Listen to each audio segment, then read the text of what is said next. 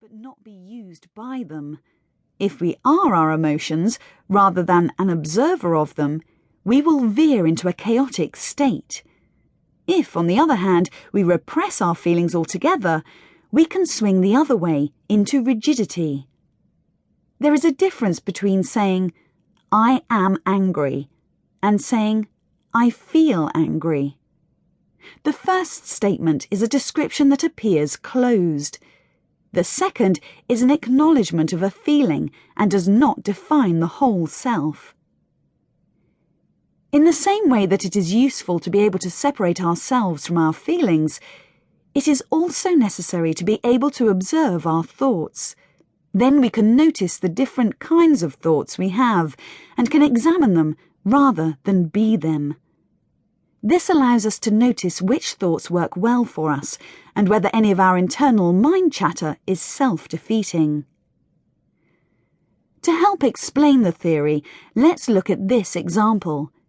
How a mother observes her infant in order to understand him or her. She mirrors back to the baby its expressions, its inner states, and from what she observes, she learns to understand its needs from moment to moment. Being observed, understood, and met in this way is vital for the formation of our personality, and indeed, our survival.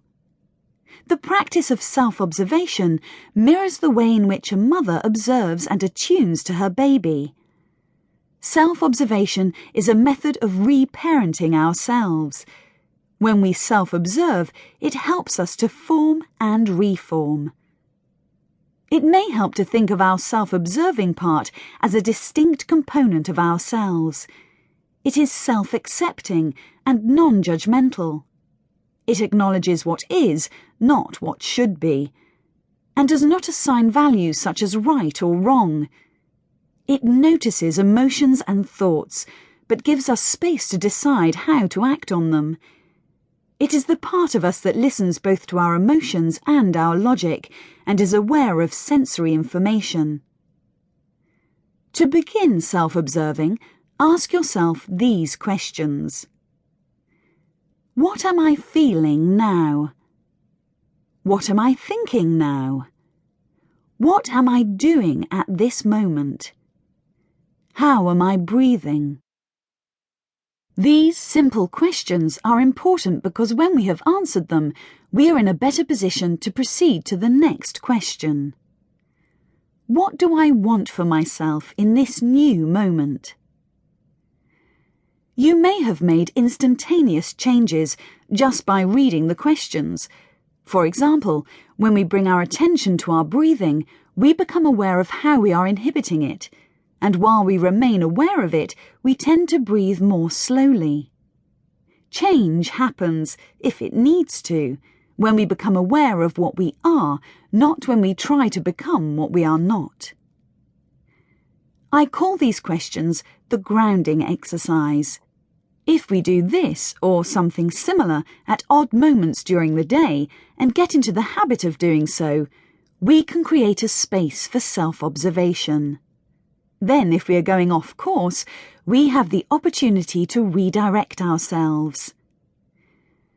When I did the grounding exercise myself yesterday, I noticed that when I asked myself the questions, I felt dissatisfied. I found I was dreaming of replacing all my furniture. What was I doing? I was reading an interior design magazine and I was breathing shallowly.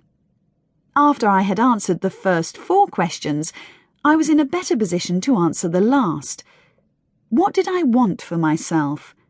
What I wanted for myself at that moment was to exhale, put the magazine down, and turn my attention to something different. And so I went for a swim to switch my focus.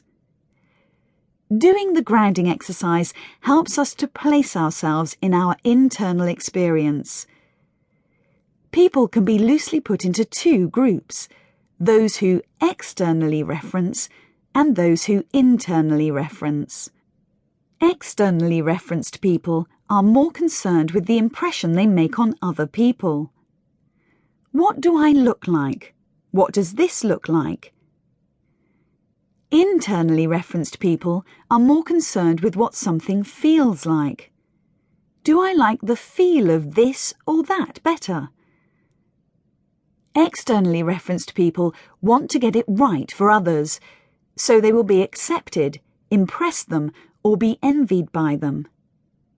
But internally referenced people want to get it right for themselves, so they feel comfortable with themselves.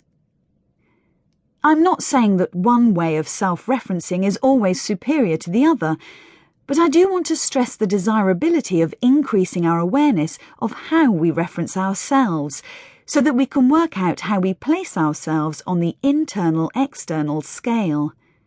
Too far on the externally referenced side, and we lose a sense of ourselves and become off balance. If, on the other hand, we swing too far the other way, towards